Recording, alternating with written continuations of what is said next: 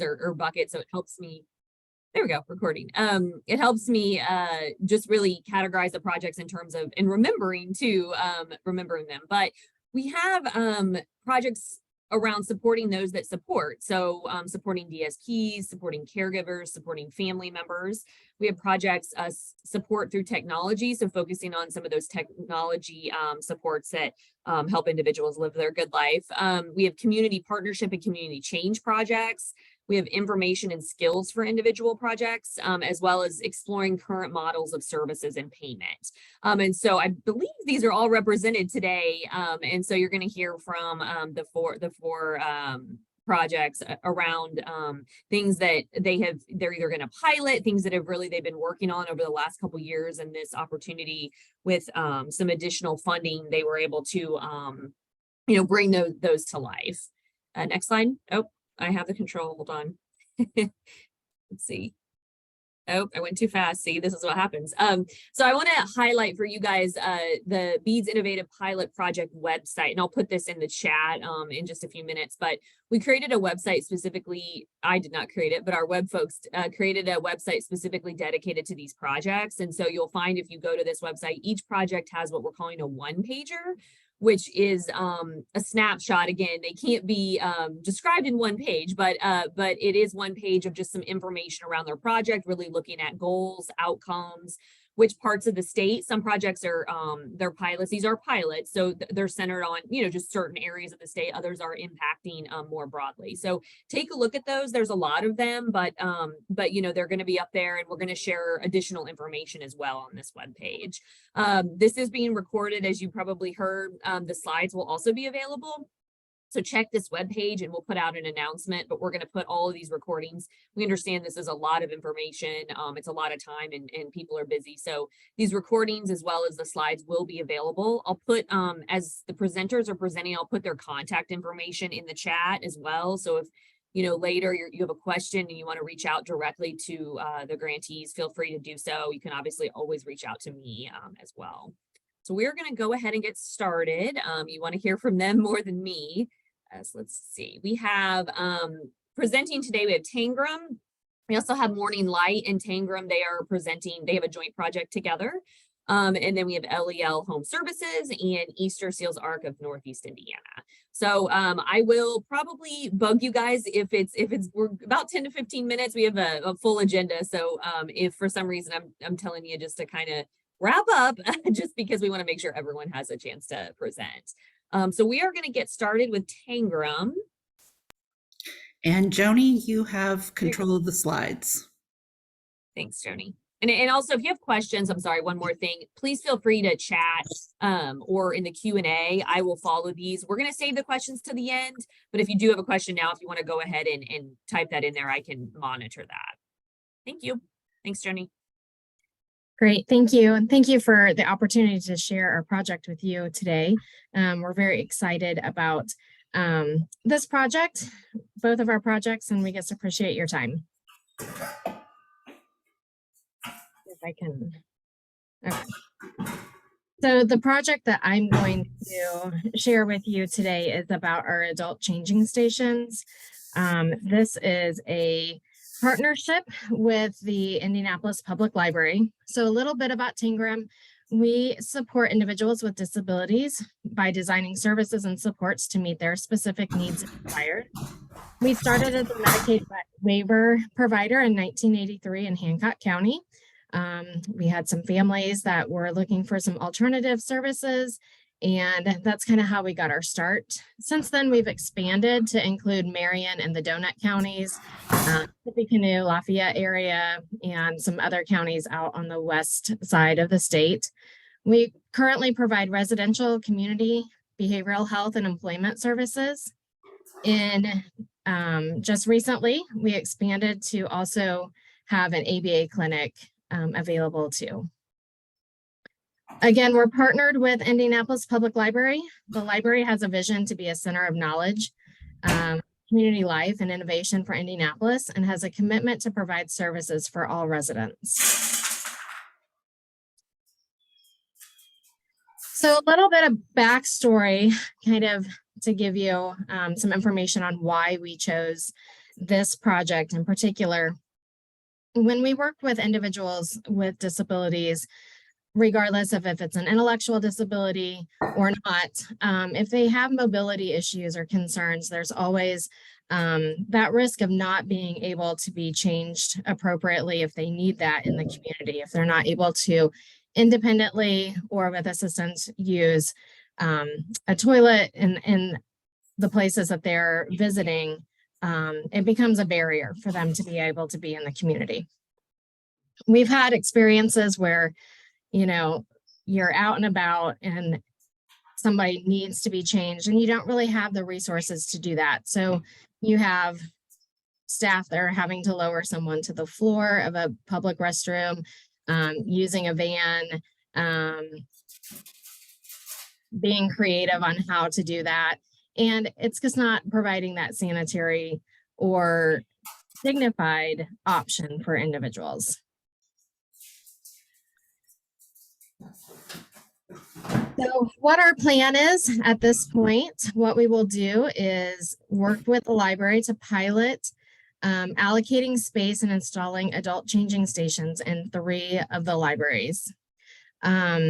Again, these adult changing spaces are important for individuals with physical limitations. They need that safe place that offers respect and dignity, and the ability to be changed at appropriate times so that they're not having increased health concerns.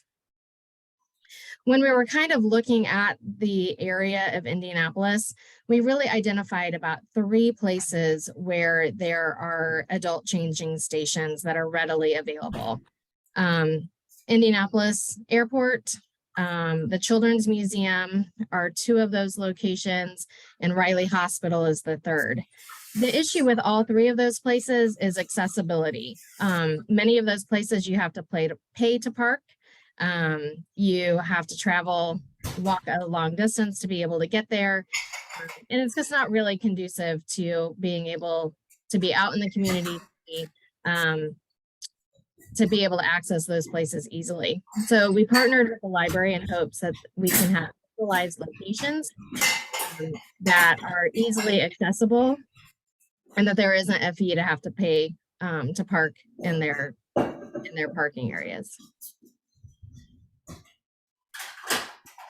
So again, what we're going to accomplish is our hope is to allocate that space, get those adult changing stations installed and available within our time frame before 20. Hello. So how will we do this? Our plan is to begin to analyze, and we have actually already started to analyze the restrooms, ensure specifications, look at any type of remodels or modifications that are going to be necessary. We've targeted the three libraries, looking at Central, the Fort Benjamin Harrison branch, and the Nora libraries as our pilot locations. The next step will be installing those changing stations, developing the signage and installing that, and then creating an awareness campaign to inform library patrons of that accessibility of the changing stations. There'll be an evaluation piece, and then our hope is that we'll be able to begin to identify other spaces for installation of the changing stations. So the result that we are hoping for is that we are going to provide consistent, free, and easily accessible spaces where an individual with their family or staff can go to be changed. And this is going to allow individuals with mobility issues to remain in the community for longer periods of time. Often we have folks that need to be changed every 2 hours due to health issues and risks. When you think about being out in the community for 2 hours, it's really difficult to time limit your trips or your experiences. Even going to the grocery store, by the time you leave your home, you get to the store, you get your groceries and get back, maybe pushing that 2 hour limit. Long-term goal is to create these changing stations in all of the Indianapolis libraries and encourage libraries and other businesses across the state of Indiana to do the same. Short-term objectives, again, libraries are going to be equipped with these adult changing stations. This is going to provide equitable access to library patrons, and those patrons are going to recognize the library as being more inclusive, and that will be regardless of if that individual has mobility issues or not.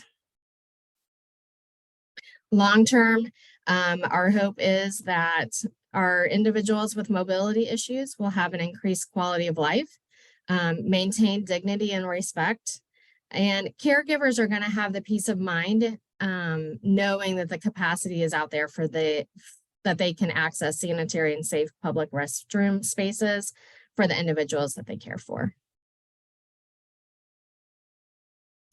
Long-term objectives. Again, you know, our short-term and our long-term objectives are pretty similar.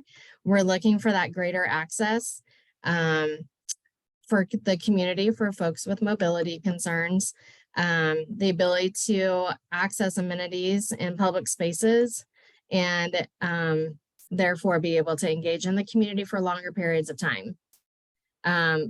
Dignity and respect. Health concerns will be decreased. And then we'll have the plan to communicate with organizations in other states that have passed legislation related to access to learn more about their experiences and best practices as well.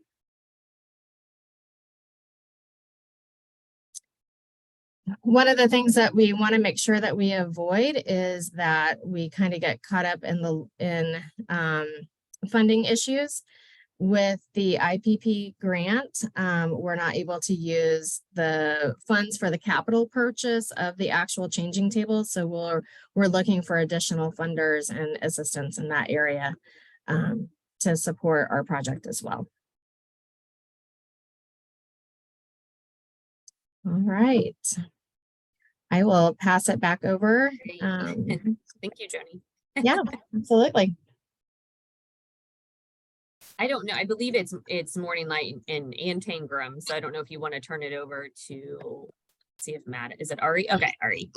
Yeah, do you want to go ahead, Ari? Joni. Yeah. Thank you. So I'm Ari Campbell with Tangram, and I am going to go ahead and get started. Let's see if I can.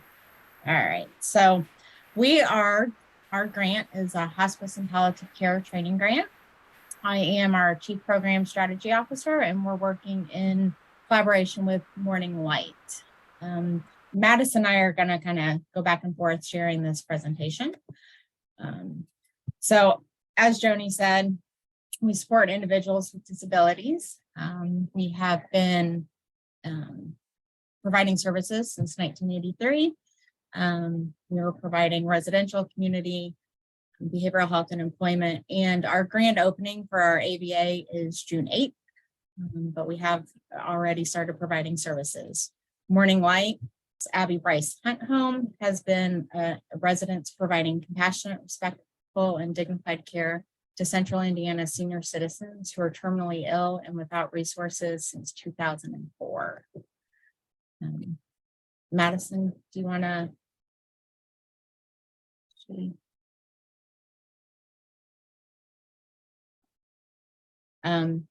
So Madison, oh, I can see her, Ari, but I don't know. Madison, can you hear us? It's her screen is black though, so I'm not sure if maybe she's there, but okay.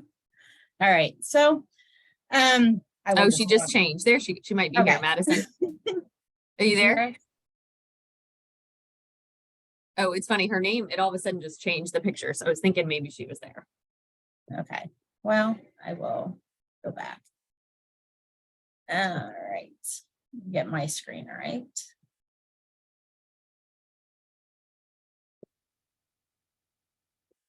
All right. I don't have my screen right. Hi, everybody. Can you hear me now? We can. Yeah, we can hear you now. Okay, I just had to swap browsers. I apologize for that. I No, don't that's know. okay. And for Fine, some go reason, ahead. my video is still being finicky. I almost never have trouble with Zoom, so I do apologize. Yeah, quick introduction of myself and Morning Light. I'm Madison Wood Gonzalez, and I'm executive director. Morning Light is, well, this is our Abby Hunt Bryce home. So I don't know when I was swapping browsers what Ari shared with you all, but we serve hospice patients who are homeless or without a suitable living environment. So when someone has, been diagnosed as terminal and been given 6 months or less to live, that's considered hospice. And then hospice comes in as those comfort measures for end of life, pain relief, spiritual means, and just making sure that people feel kind of supported and cared for. And they can't receive that if they don't have a address. And so our whole mission is basically to provide that home and that address. And we do that through our Abby Hunt Bryce home. Thank you. And really, the story behind the plan, like so many people in this industry, I started about 25 years ago as a DSP, and really had no thought of working with anybody who was going to be passing away. Right? I was really naive to that, and our staff, a lot of our staff come into this industry with the same thoughts that no one they're working with is going to pass away. And throughout the pandemic, we really kind of saw a shift in that for a lot of our employees. And throughout the years, of course, we've had everybody dies. It's one thing none of us get out of life without doing. And our staff, I noticed as we had a few people, we've had several people who have, their level of care gets too high, and either they move into long-term care. And when that happens, they're separated. They're separated from their homes, they're separated from staff or friends. And we know that loneliness is an epidemic in this country. And when that happens, that leads to quicker death. And I got really curious. We had an individual who was lucky enough to receive hospice care in her home. But one thing that we recognized was her staff didn't know how to handle that. She had several long-term employees who left. And so she had this turnover of staff in her home, and we weren't equipped to how to train her employees to stay with her. They were scared. And one of the other things we recognize is once someone received a terminal diagnosis, people quit talking to the individual with that terminal diagnosis. So in researching, that is very common, that when someone with a disability receives a terminal diagnosis, because of the training and just the knowledge that our general population and our DSPs have, it's that discomfort of talking about death. And we immediately tend to start talking around the person with that diagnosis because of discomfort. And that's one of the things that we really want to change. We want people to be able to have end of life, be as comfortable and as they choose it to be in their own homes, surrounded with people that they love and who love them. And we want our employees, our staff, to have that training to know how to support the people they're working with and to be able to take care of themselves in that process. And that's really what's led to this partnership with Morning Light. And I'm going to hand it over to Madison. Yeah, and very well said. We're, again, really seeking to educate and change the stigma around death and dying. And that's something that Morning Light's been trying to do for a while and is coming up with innovative ways to do this. And so our original proposal was to help train volunteers on contemplative caregiving. And then we're talking with Tangram and decided to partner up because This is especially applies to adults with, disabilities, and they already have a stigma around them. And so then to add the other layer of dying, which the West, our culture just doesn't do a great job of addressing. The goal is to start destigmatizing these things. So what do we hope to accomplish? We're going to partner together to develop a training curriculum about the skills needed to provide contemplative care. And a little side note, contemplative care is being thoughtful. It's being present. It's not shying away. It's taking care of yourself intentionally, and then also approaching the conversations with those who are dying, and making sure that their wishes are honored. So providing contemplative care to those in hospice and palliative care and have intellectual disabilities or physical disabilities. I don't think I have control. Okay, there we go. How will this be accomplished? We will establish and create contracts for us, the two organizations, Tangram and Morning Light, to kind of cross-train our staff. Morning Light staff is typically certified nursing assistants. And so DSPs have a skill set that we could also utilize. And we, part of our goal at Morning Light, is to not compromise the quality of care that the individuals are receiving just because it's a free residence. And I don't know if I mentioned that, but the home is free to people. So we're a nonprofit in that regard. We don't charge and we don't take insurance. So we have to be, careful about who we hire because we can't afford as much as a for-profit could, because they are charging. But to be able to cross-train with Tangram is going to be great for our employees. And then develop partnerships with local higher education institutions through, lifespan courses that deal with death and dying. There are some certain specific courses out there that are focused on death and dying, starting to connect with those professors and what they teach. But then also, can we get into their classrooms? And then establish a process for providing professional certification upon completion. So we're excited because when this is all said and done, we will have, obviously a state honored certification that then people can go and get. And that goes for our volunteers and our staff and then the community at large, so that our impact can be big. And then establish quarterly continuing education for internal and external stakeholders.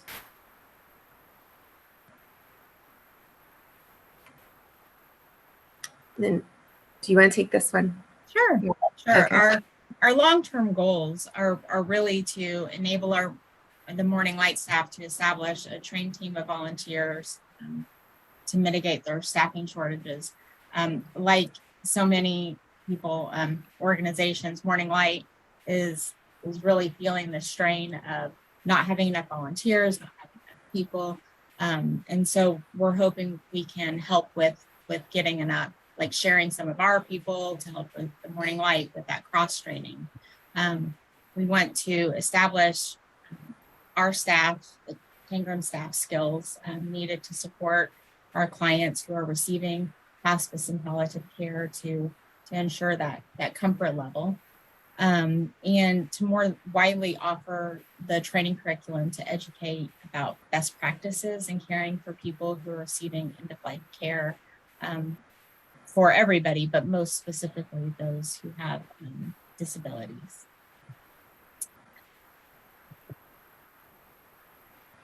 Go ahead.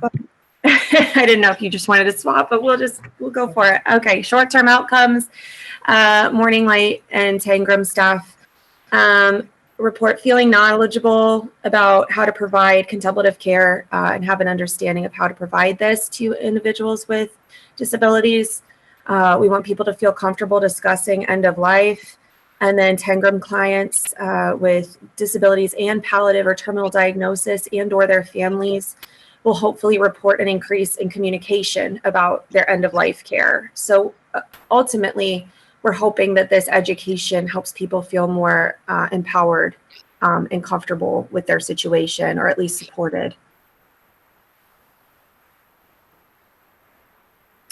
And then another short-term outcome, projections show that if we are able to increase our volunteers according to the proposal, we would be able to reduce our operational budget by $75,000 a year by installing trained volunteers through this program and adding trained DSPs to our repertoire to provide care for our patients and residents. Across the community, members will believe in the importance of and need for contemplative care, believe in the importance of and need for contemplative care with individuals with disabilities, and feel comfortable discussing and interacting with those experiencing these stages of life.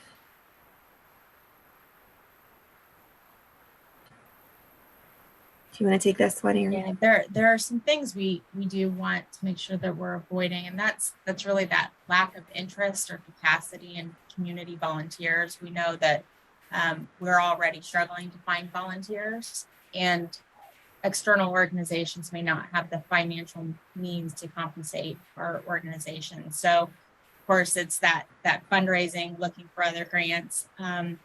Our budget was a little bit higher than what we got for the grant. We've already applied for some external funding to help us support this project. Thank you. Thank you. Great. Thank you guys so much. Sorry about Madison, the technical difficulties. Oh, it's probably on Always my without fail, right? Yes, it's always without fail. Thanks, guys. Okay, up next we have Cindy Carter with LEL. And again, I'll monitor the chat and as well as the Q&A, and again, putting everyone's email addresses in that chat. So please, if you think of a question, make sure you check that out too. Cindy, go ahead. Great. Thank you so much for having us. I'm Cindy Carter. I'm the Chief Operations Officer for the LEL Enterprise. And with me, I have, say it a little louder. John Deaton. John Deaton. And John, when did you start working for Howdy? I think it was September. So Howdy Homemade is part of the LEL Enterprise. We support inclusion without explanation. So we saw Carter's Play Place, which is an inclusive gym for children of all abilities to play together. And then we found Howdy Homemade, which is new to Indiana in the Midwest, but it's not new to the United States. So Howdy Homemade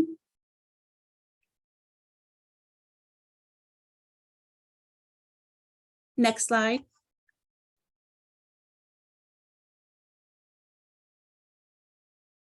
Is that showing, Cindy? It just moved. Did it move? Okay. Do Yeah, I? it did. Control? Is it not Okay. showing for you? It Yes. did just move. Yeah. You do have control, Cindy, but you can also say Okay. next if that's easier. I can do it. Okay, great. Thank you. So Howdy Homemade is, their whole mission is to not just sell incredible ice cream, but also to employ people with disabilities. So changing the whole employment frontier. And so it was Howdy Homemade that really attracted LEL to the franchise. We talked with the founders and found that this would be a good fit with our mission, which is inclusion without explanation. So Howdy Homemade is a unique franchise because if you are not employing people with disabilities, then you're not allowed to be a part of their franchise. And so it's very rigorous employer franchise screening to make sure that that is your mission. And so it clearly is our mission. And we have wonderful employees like John that has been working at Howdy since it opened. What are some of the things, John, that you like working at Howdy? Cones. Making cones? Yes, yes. Is there anything else that you like about working at I Howdy? only want to make the cones. You just like making cones. So being a franchise owner, we're able to actually carve out jobs that work for people. So if you just want to do cones or you just want to do cleaning or customer service is really your strength, we're able to do that in this setting. So our whole goal is to help everyone be successful, that they're building skills for a resume, or if they're building skills for their next job, or if this is going to be their job and their career. Whatever their desires are, the franchise and the employers are trying to help with that. So this is some of the Howdy Homemade franchises that are in the United States. Again, we're the first franchise in the Midwest. We found out about Howdy Homemade through the Today Show when they were showing the Dallas store, which opened several years ago. So it's also unique in that we make the ice cream right there in the shop. So what are some of the things that we're doing that's unique to Howdy Homemade and the IPP Innovation Grant is helping us with is we have a shift leader model. So it provides one-on-one coaching. So the shift leader is also modeling what are the competencies that you need to do the different stations of the work, and providing that one-on-one coaching throughout their shift and throughout their months with us or years with us as their employer.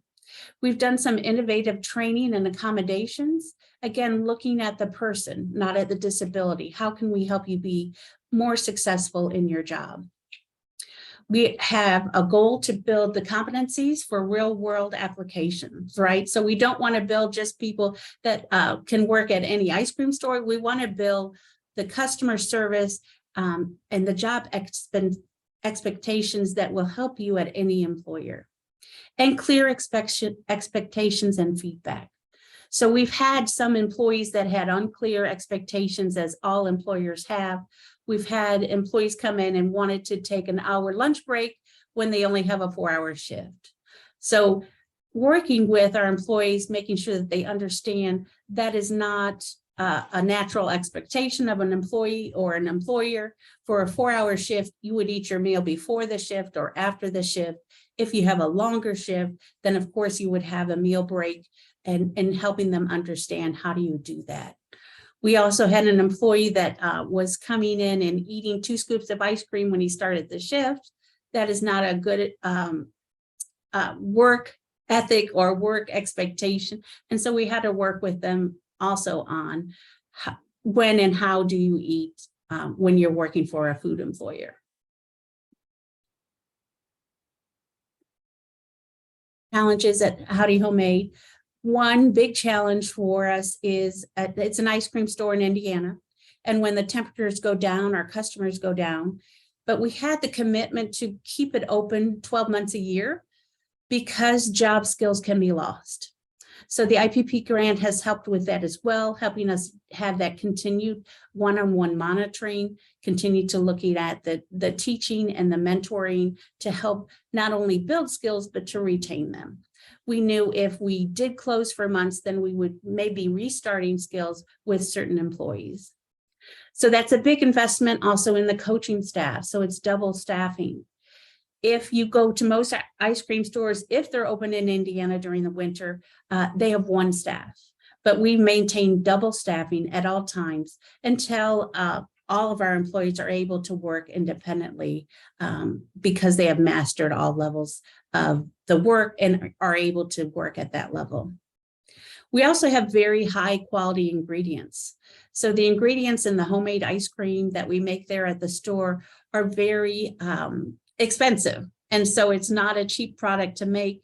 We get our ice cream base out of Sandwich, Illinois, which is a very rich milk fat base that really lends to the quality of the other ingredients that are in the product. So we remain committed to the quality of the product. We also are emerging business. So we've only been open since Labor Day in September of last year.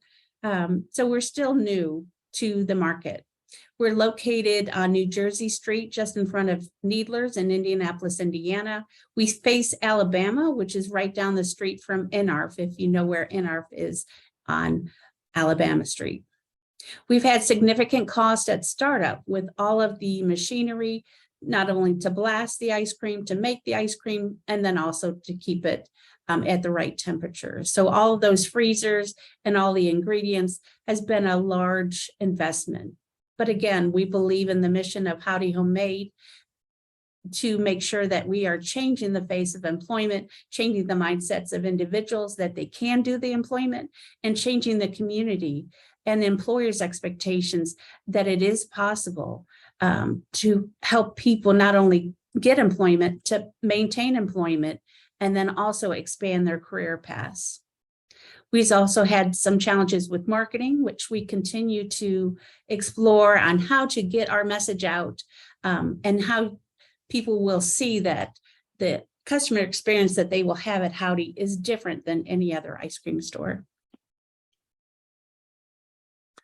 One of our new opportunities that is just now starting is catering. So we know, especially during the winter months, and also to sustain the growth of Howdy, catering will be a very important part. It will also give us the opportunity to employ more people like John, and have experiences outside of the store. So we've done a couple events so far. We have a wedding that we're going to be doing. So we're very excited at the possibility of selling Howdy Homemade, not just at New Jersey Street, but at other locations. There's been a couple of restaurants that want to sell Howdy Homemade, and there has also been other inquiries about birthday parties or helping celebrate their special event with Howdy Homemade. So we're very excited about also pursuing catering because it can expand our employee base.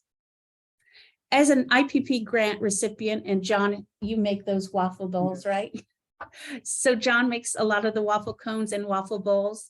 What we're doing as an IPP grant recipient is we're documenting the processes and tools that we're using to successfully hire, train, and support people with disabilities. We know that sometimes the hiring process, even the paperwork, can be a challenge for potential employees and potential employers. So we're helping create some unique ways to look at that, where you can get the documentation and you can get that great employee to start working at your business. We're also creating some written materials that help providers with information on best practices for fostering a genuine culture of diversity, equity, and inclusion and belonging. We know that no one wants to be an employee as a token, but rather a valued member of a team. And how can we help employers meet that requirement that employees have of wanting to be a part of things and also growing with their team.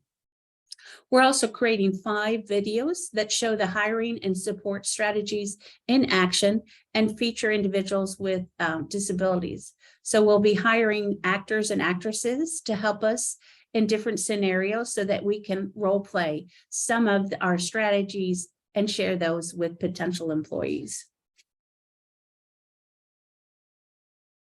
We also are doing a skill matrix, which we are doing quarterly for the state. And it shows all of the skills and all of the stations at Howdy Homemade and each of our employees, how they're doing on the different competencies and how the resources, the individual coaching, the mentoring, and the resources and tools, and how are we helping them with emerging skills. So our goal is always to be moving across the matrix on increasing independence and confidence in skills. And so that is part of our IPP grant as well.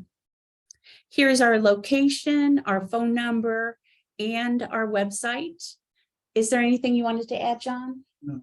No? Okay. Well, thank you so much. We appreciate being a part of the IPP grant. Thanks, Cindy.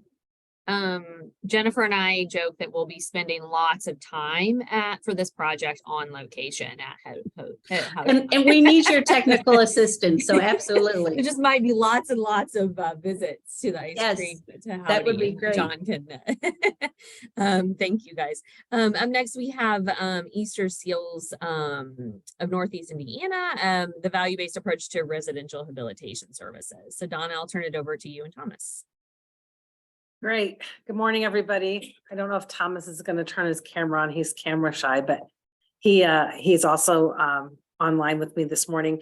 This is an exciting time for Indiana with all these innovation pilot projects. So we were humbled to be selected, and great things we've heard this morning from other pilot projects. There are going to be some great things happening for people that we support each and every day out of these initiatives. So our project really had to do with value-based payments. Part of our vision with this is knowing at the federal government level and then at different state levels, people are looking at, systems are looking at paying for value, quality, maybe instead of just a fee for service.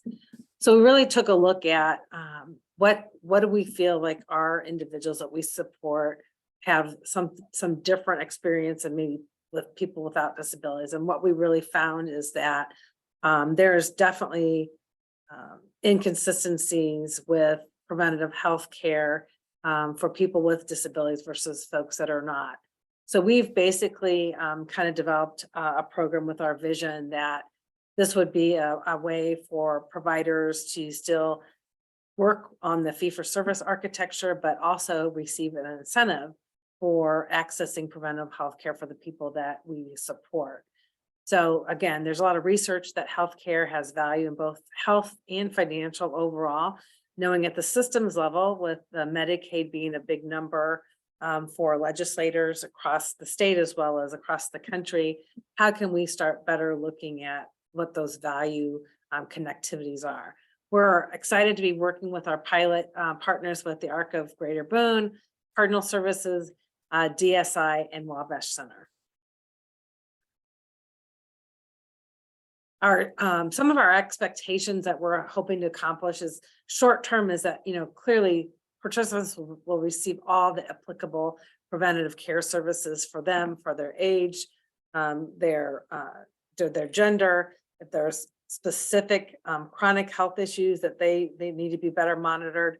So participants will gain better health, as also better understanding how they can impact their own health. I think everybody in the pilot's looking at different remote supports that can help people take as much ownership of their health as they are able. The other thing long-term is to see if people are receiving all applicable preventative care, are there going to be fewer non-emergency ER visits and hospital readmissions, and that participants really feel like they can impact their own health, and that individuals will have lower physical health claims at the end of the pilot. The value-based payment would improve the overall health of participants, increase that integration between HCBS and physical health systems, with potentially lowering the total cost of care between the medical piece and the services and supports through the HCBS waivers, and really give successful providers resources to reinvest in additional support services that are unique to individuals, what they need and want. So big picture, it's really if we do the right things for the individual served on their individual needs, will some dollars help follow that? In this pilot, we are looking at residential providers would receive a supplemental pay for success in helping people access all their preventative health care services. Here's a list of some of those items. Clearly, this is dependent on age, gender, and some of the other unique things that our individuals served have as their health needs, but this is a list of some of those items. We're going to be doing a lot of different education and support, using multiple tools to educate participants, families, in terms of the value of preventive healthcare services and how they can impact their own health. Remote supports will add to healthcare options for across some of the providers that are in our collaboration. Some, like we have an on-site clinic, a lot of use of telehealth services, call centers or other different telecommunication supports, and then monitoring through communication and technology. The evaluation metrics, we have some quantitative and qualitative tools that we're utilizing.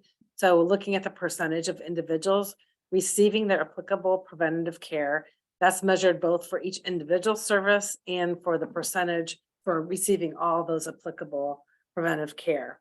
And then a per person utilization of and spending on the non-waiver services for those with or without preventative care. Qualitative tools will look at surveys that will include things from Life Course and NCIS resources as well to get a gauge of where we're starting, and then through the process, where are people gaining momentum on some of these qualitative indicators. So performance is going to be determined based on the percentage of participants that received all the preventative care. So a supplemental payment would be equal to a percentage of the value of the provider's paid residential claims during the evaluation years. So for example, if 90% had all their applicable preventative care, the supplement payment to providers would be 5% of their total residential claims for that evaluation year. And then it kind of decreases from there. We really want to make sure we're incenting people. This is for all algo levels, all different acuity levels as well. So really the goal for the payment and the value-based difference here is knowing that as the system's evolving to more of that, how can we reward superior performance that's very individualized for the people we serve, the providers, as well as the system. So the reward for superior performance is payments thresholds are aggressive, and there's an incentive for providers to manage the care of all residents, all their participants, and really working with not just some of the folks that maybe have less health needs, but all the spectrum of some of the different health indicators out there.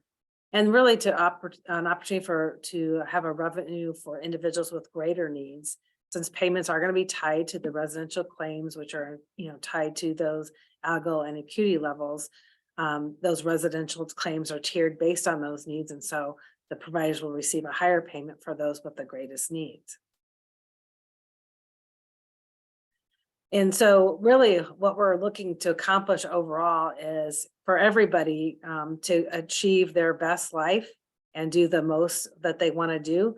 They have to be healthy, and making sure we're having a different systemic way to look at impacting those health determinants, as well as their ability to be fully involved in their communities.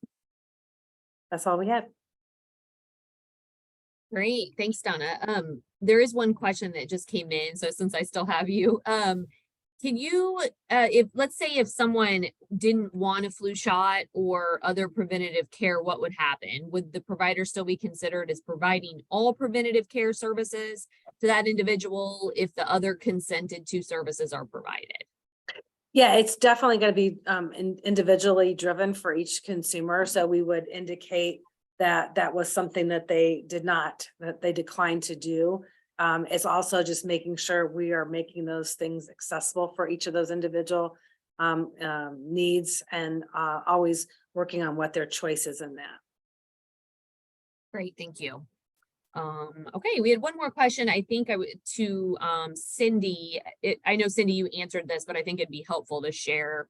Someone asked if Howdy Homemade only employs individuals with disabilities. What is the percentage of staff that has disabilities, and are you still currently hiring individuals? Sorry, there's a lot of questions there, Yes. but Yes, that's a great question. So over 65% of our employees right now have a disability.